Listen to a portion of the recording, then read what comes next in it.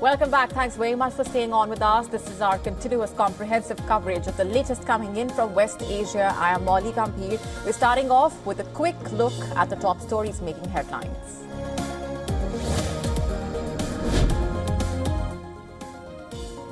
Hezbollah chief says the group will quote-unquote act as they see fit in the Iran-Israel war. Hezbollah Secretary General has said that the group stands firmly with Iran and does not remain neutral in the confrontation with the United States and Israel.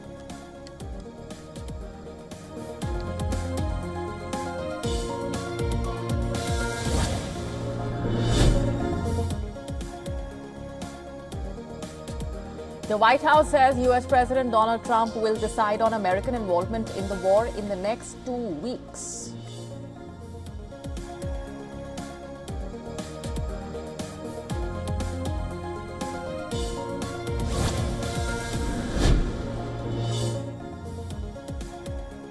The White House press secretary says that there are substantial chances of negotiations with Iran amid the war with Israel.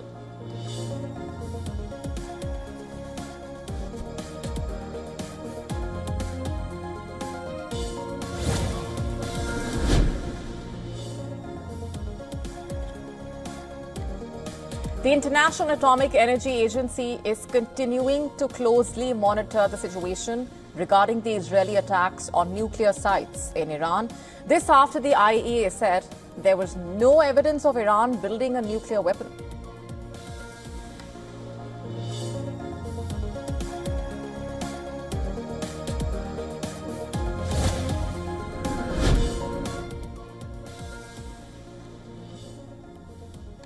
Israel's defense ministry says planes carrying armaments and military equipment for the IDF landed in Israel today as part of efforts to strengthen operational continuity. Reports say a majority of the planes have come from the United States.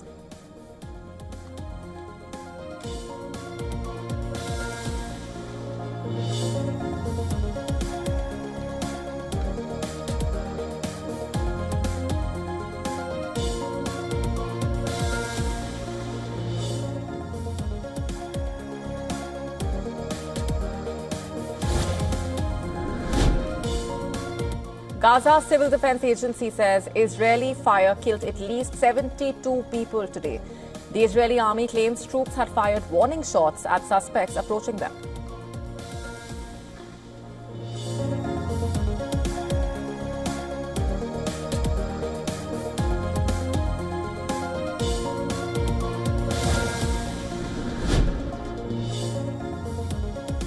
"215 bodies of victims of the ill-fated Air India flight now identified through DNA matching. 198 have been handed over to their families.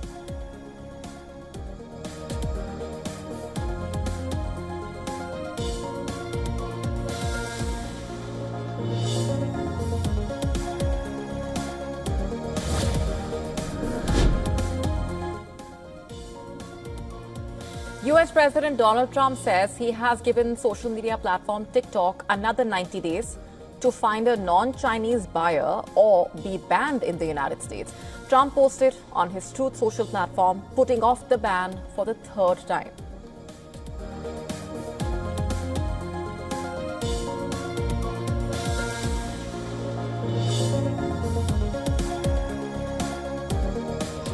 People across the United States marked Juneteenth on Thursday, the day in 1865 when enslaved black people in Texas were told of their emancipation 2 years earlier. In Black Heritage Trail, New Hampshire, a week of events culminated with the rededication of an 18th century gravesite for freed and enslaved Africans. So the African burying ground was built over, covered on, erased from memory.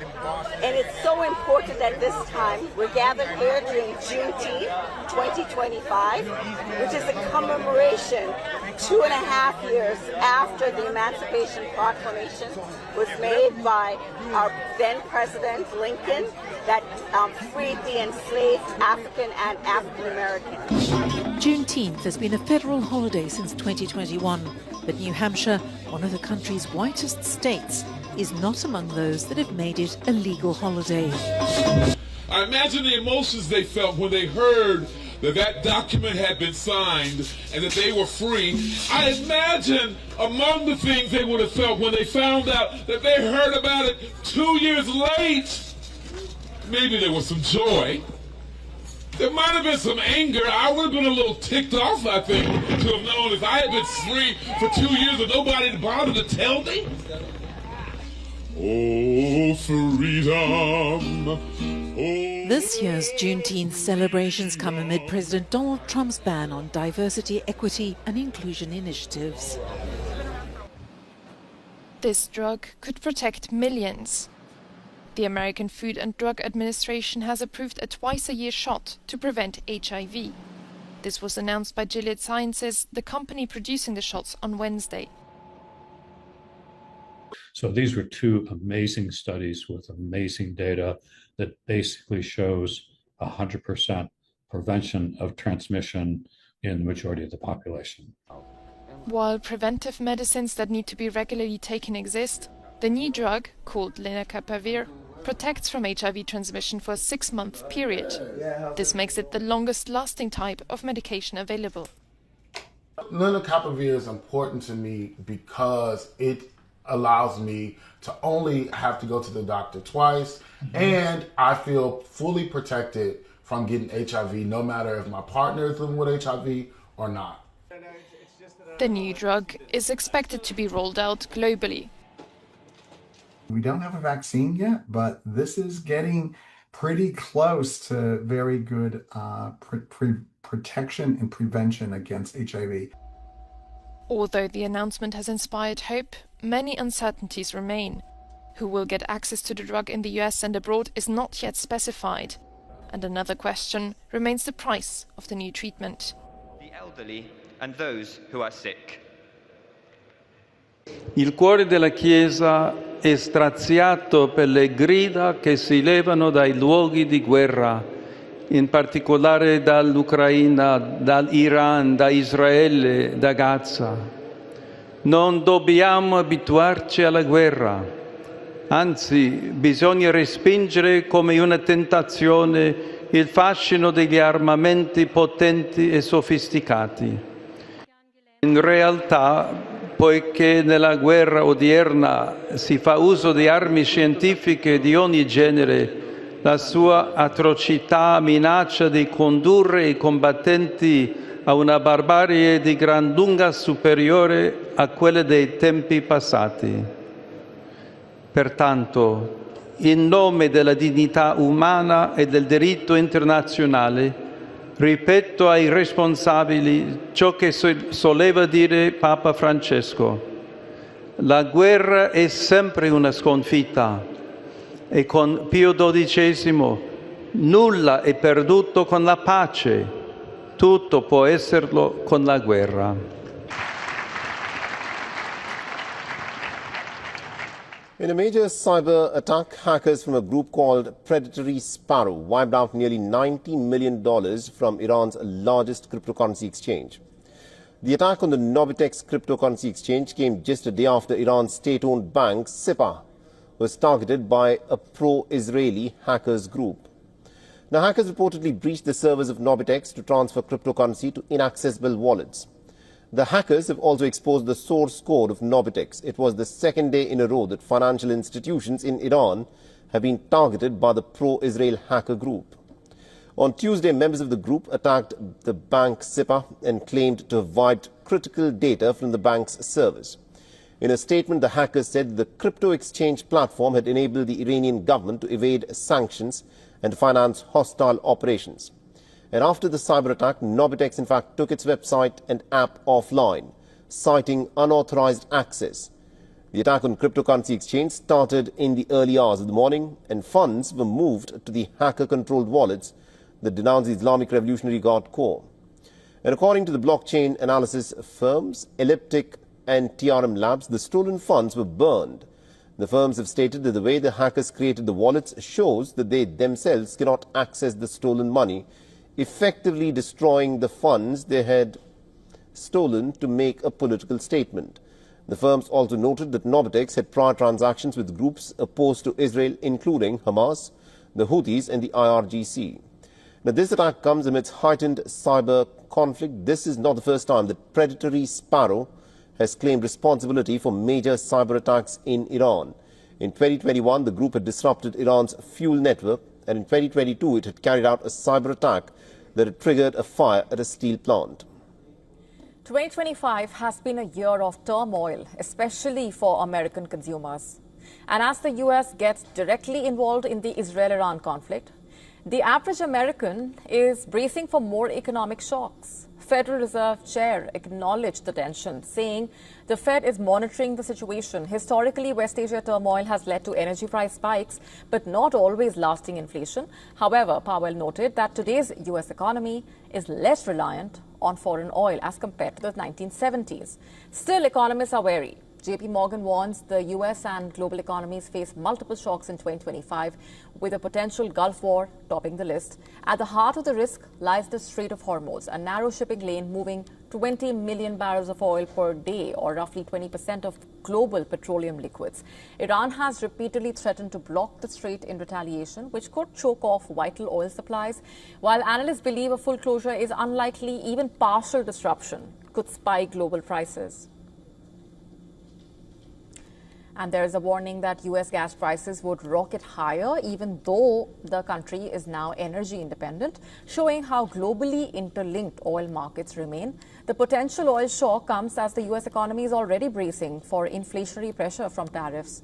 Economists say price hikes from new trade barriers haven't fully shown up in inflation data, but that impact is likely imminent. Combined with surging gasoline costs, households could face tighter spending power.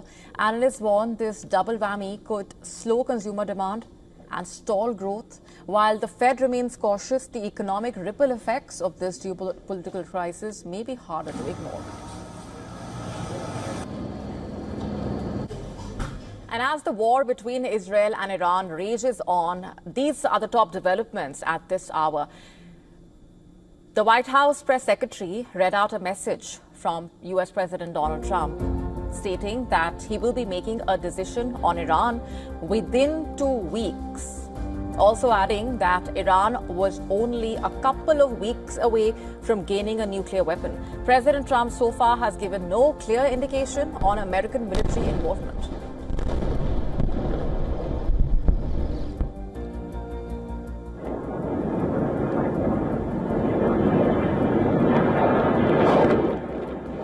IDF reports that the military has shot down over 480 drones launched at Israel from Iran since Friday.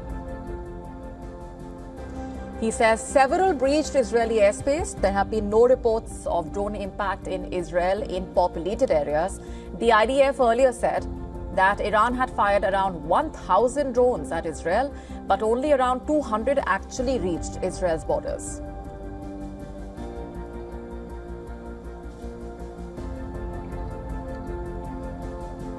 Israel Defense Ministry says several cargo planes carrying armaments and military equipment for the IDF landed in Israel. The vast majority of the planes have come from the United States.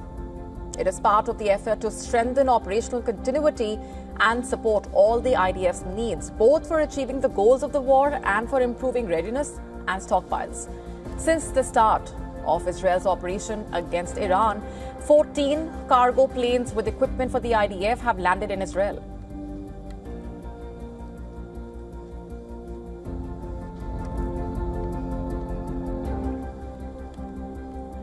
The UN chief says that a meeting between European diplomats and Iran is positive.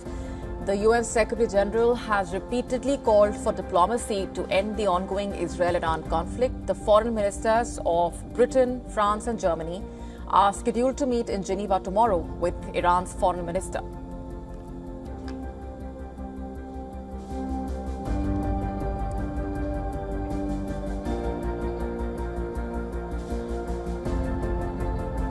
Oil markets have been the most reactive ever since the war broke out. Iran's recent threat of closing down the Strait of Hormuz has reignited tensions around global energy supplies. The strait contributes over 20% to total oil flows and constitutes over 80% of India's oil imports. Brent crude surged above $78 a barrel and WTI is up 2%.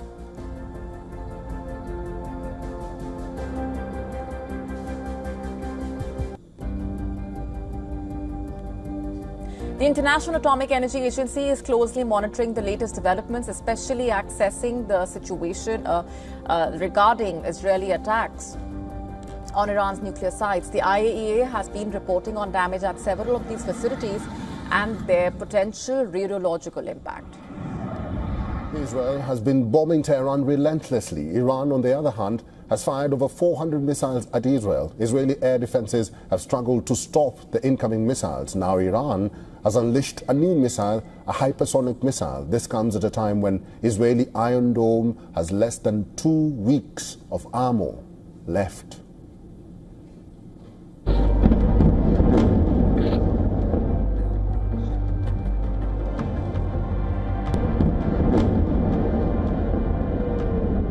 Israeli skies are ablaze with a relentless storm of missiles. Streaking like fiery comets in the twilight. Sirens wail across cities as Iron Dome batteries scramble to intercept a barrage of incoming threats.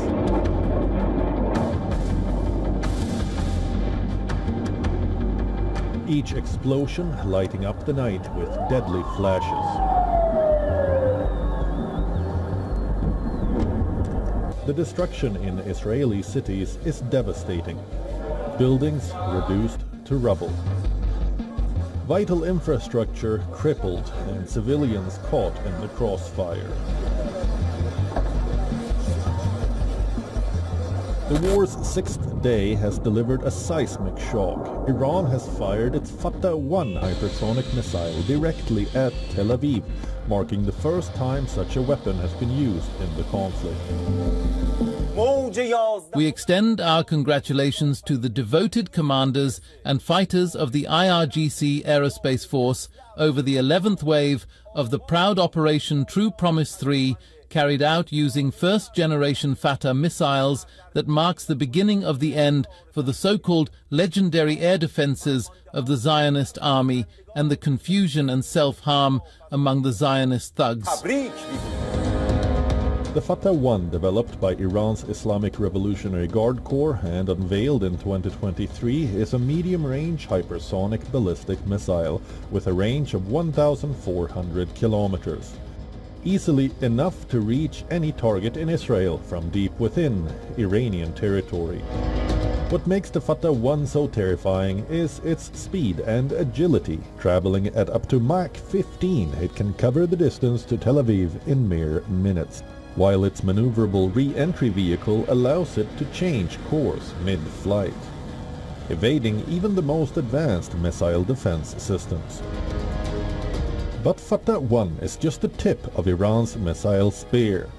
The Islamic Republic's arsenal includes the Emad and Khaybar Shekan medium-range ballistic missiles, both capable of striking Israel with ranges exceeding 1,000 kilometers.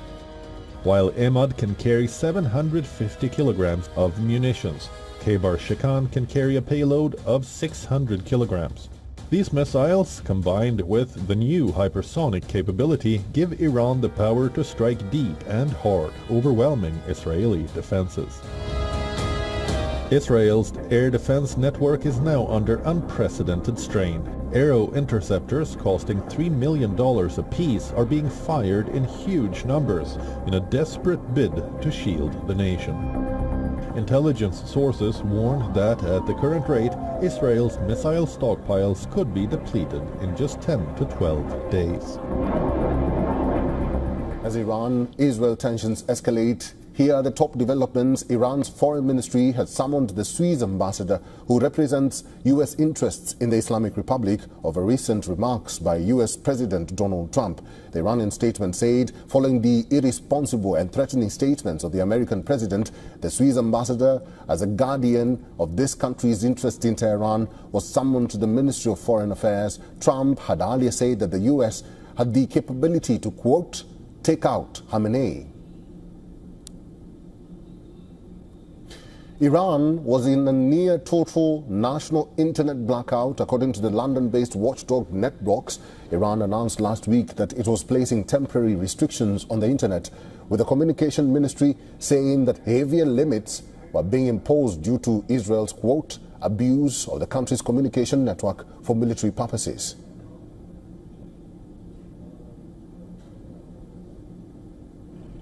France is planning, along with European partners, to suggest a negotiated solution to end the conflict between Iran and Israel.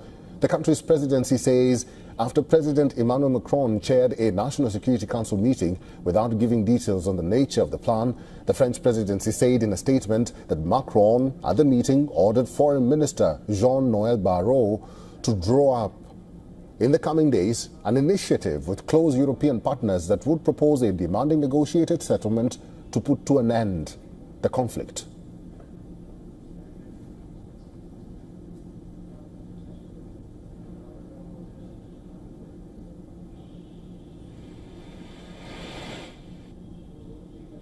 Israeli Prime Minister Benjamin Netanyahu thanked US President Donald Trump, and I quote, for standing by Israel and for the support of the United States has been offering in defending Israel's skies. So as Iran and Israel continue with their deadly exchanges, a Boeing E-4B nicknamed Doomsday plane touched down at the Joint Base Andrews last night. This singular event amidst rising threat signals that the United States could be preparing for some unimaginable contingencies. A Behemoth Airborne Command Center now stands ready for the Commander-in-Chief, Donald Trump himself. Now, this is, of course, no ordinary aircraft. It is the Airborne Nerve Center for Nuclear War, the fortress of last resort, and its sudden appearance signals that something big could happen.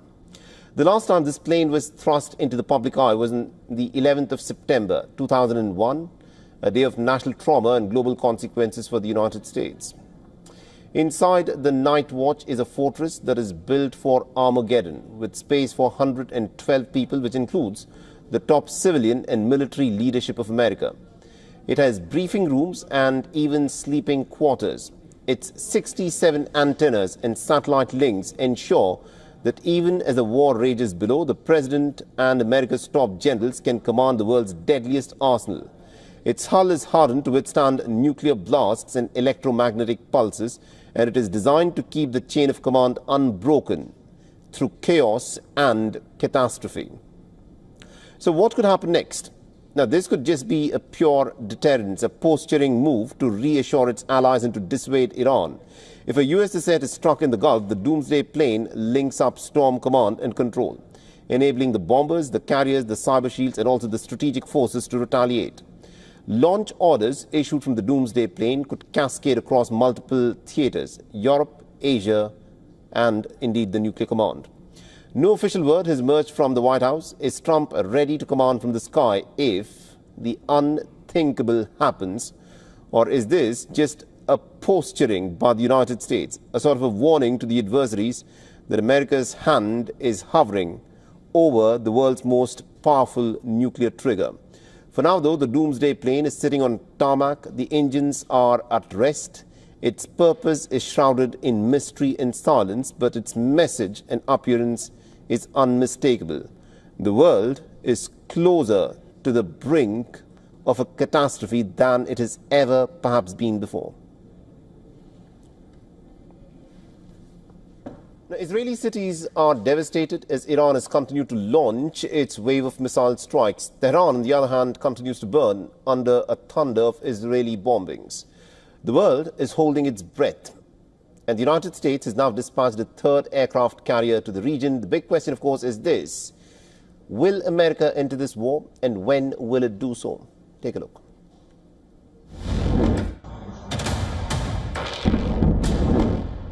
Israeli jets have hammered Iranian targets in Tehran, igniting panic and sending thousands fleeing the city.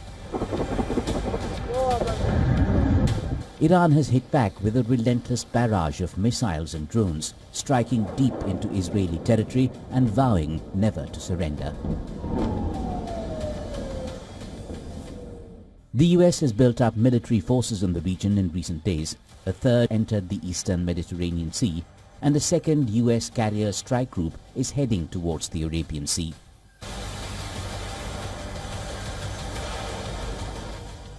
Carrier strike groups refueling aircraft and advanced air and naval assets have been deployed to prepare for any escalation.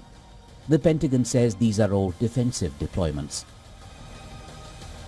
The US already has over 40,000 troops spread across at least 19 bases in the region, from Qatar and Kuwait to Saudi Arabia and the UAE. In Washington, President Donald Trump stands at a crossroads that could redefine West Asia. He has issued a chilling demand for Iran's unconditional surrender, asked if he had decided whether to strike at Iran's nuclear facilities. Iranian Supreme Leader Ayatollah Ali Khamenei warns that any US military intervention would bring irreparable consequences. The risks are monumental. A single miscalculation could ignite a regional conflagration, threaten global energy supplies, and draw the US into another protracted war. So if America does commit, that the real risk here, which Iran has been threatening, is that it will potentially target American and other nations' military capability in the region, a lot of which within missile range of Iran. As the world holds its breath, the fate of the region hangs on decisions yet to be made by Trump, by Khamenei, by Netanyahu, and by the unpredictable logic of war itself. Bureau Report, WION, World is One.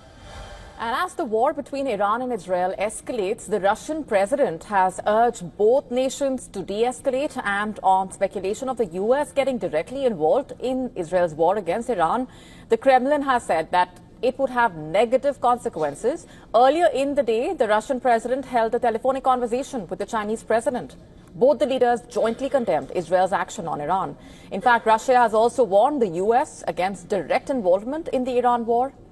The Kremlin has urged Israel to immediately halt the air attacks on Bushehr nuclear plant, where Russian experts are currently working.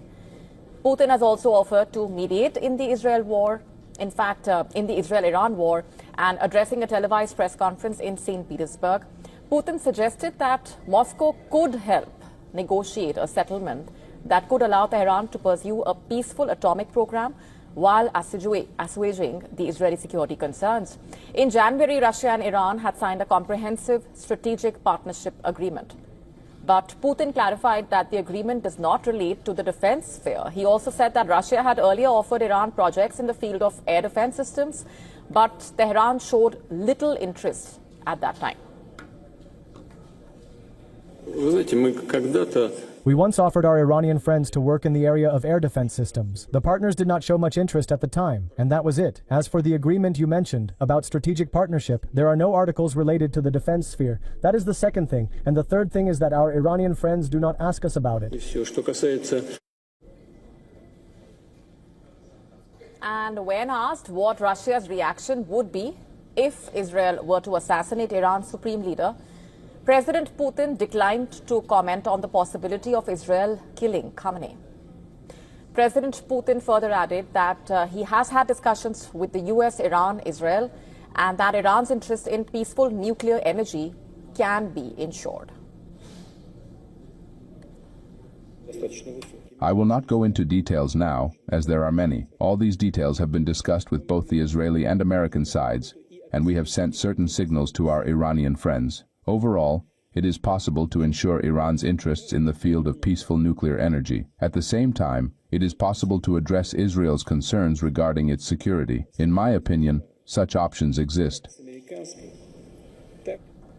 And speaking on Iran-Russia collaboration on the Bushehr nuclear power plant, Putin pointed out that over 200 Russian workers are currently employed at the plant in southern Iran that is built by Russia's Rosatom. Our specialists are working in Bushehr. There are 250 people plus those on business trips. The total number can reach 600, and we are not leaving. Is that not support? Well, Iran hasn't asked us for any other support.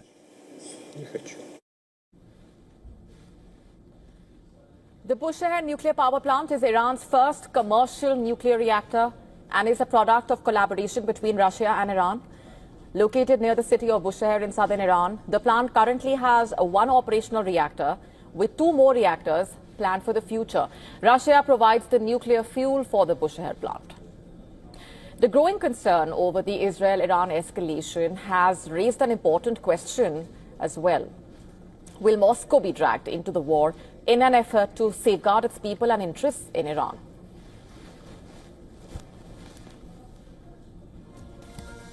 Невозможно применять Таурусы без немецких офицеров. Только немецкие офицеры смогут управлять Таурусами. Что это значит? Что военнослужащие Бундесвера будут наносить удары по российской территории немецким оружием? А что же это такое, как не втягивание Федеративной Республики в прямой вооруженный конфликт с Российской Федерацией?